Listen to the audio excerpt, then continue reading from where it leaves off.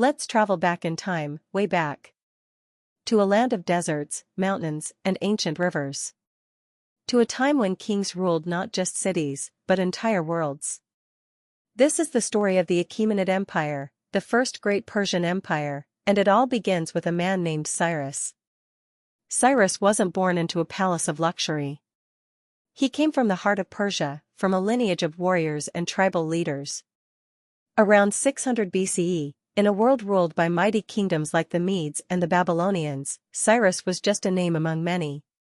But that was about to change. With strategic brilliance and unexpected diplomacy, Cyrus led a rebellion against the Medes, who were then the dominant power in the region. In a bold and swift campaign, he defeated his grandfather, Astyages, and took over the Median Empire. But he didn't stop there. Cyrus had a vision, a united empire, one that stretched from east to west. Within a few years, he conquered Lydia in the west and then marched toward the great city of Babylon. And here's where the story takes an incredible turn. When Cyrus entered Babylon in 539 BCE, he didn't burn it.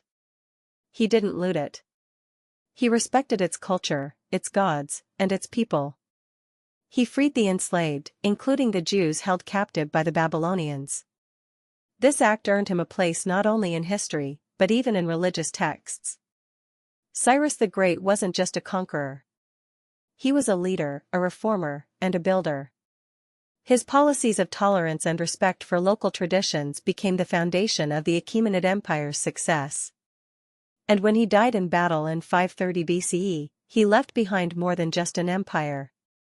He left behind a legacy. To this day, people across the world admire Cyrus as one of the first leaders to rule with both power and wisdom. His tomb in Pasargadae still stands, a silent testament to the man who built a world. After Cyrus, the throne passed to Cambyses, his son, who expanded the empire by conquering Egypt. But Cambyses died under mysterious circumstances, and chaos erupted. That's when Darius, a distant relative and commander in the army, stepped forward. Through a mix of power, persuasion, and strategic force, Darius took the throne and began building something far beyond what anyone imagined. Darius the Great wasn't just a conqueror, he was an architect of empire. He divided the vast Persian realm into provinces called satrapies, each governed by a satrap who answered directly to the king.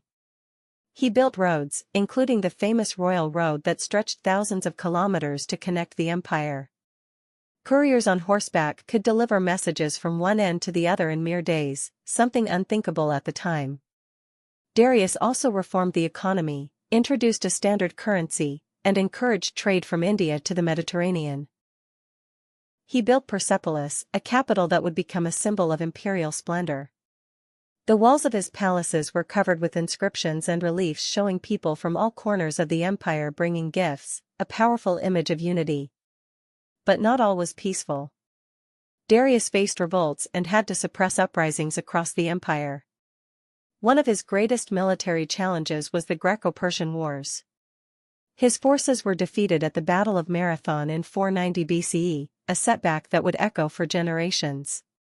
Yet despite the battles, Darius left behind a strong, organized, and influential empire. His vision shaped the identity of Persia for centuries to come. After Darius's death, his son Xerxes inherited the throne, a king whose name echoes through time. Xerxes was determined to complete his father's mission and subdue Greece once and for all.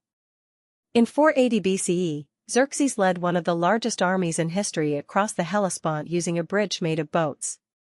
His campaign began with the legendary Battle of Thermopylae, where 300 Spartan warriors stood bravely against Persian forces. Though they were defeated, their stand became legend in the West. Xerxes marched into Athens, which had been abandoned, and set the city ablaze.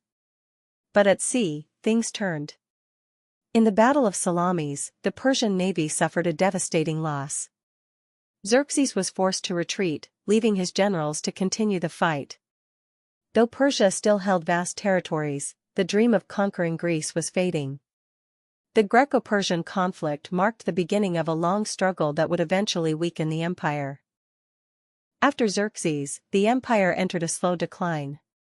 His successors, Artaxerxes I, Darius II, and Artaxerxes II, lacked the vision and strength of the early kings. Court intrigues, assassinations, and power struggles became common. Governors grew more independent.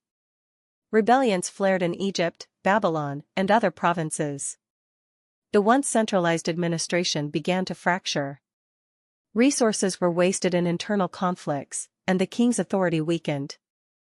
Meanwhile, in the west, a new power was rising, Macedonia. Under Philip II and later his son, Alexander, the Greek world was uniting. Persia, despite its vast lands, was vulnerable. In 334 BCE, Alexander the Great crossed into Asia Minor with a vision to conquer the Persian Empire. The Persians, under Darius III, tried to resist, but the momentum was with Alexander. In battles like Issus and Gaugamela, Persian forces were decisively defeated. Alexander advanced quickly, taking cities and securing loyalty, or fear. Darius III tried to flee and rally his troops, but he was betrayed and killed. By 330 BCE, Alexander marched into Persepolis, the heart of Persian glory. In a dramatic and symbolic act, he set fire to the royal palace, an act some say was revenge for the burning of Athens decades earlier. The Achaemenid Empire was gone. But its legacy remained.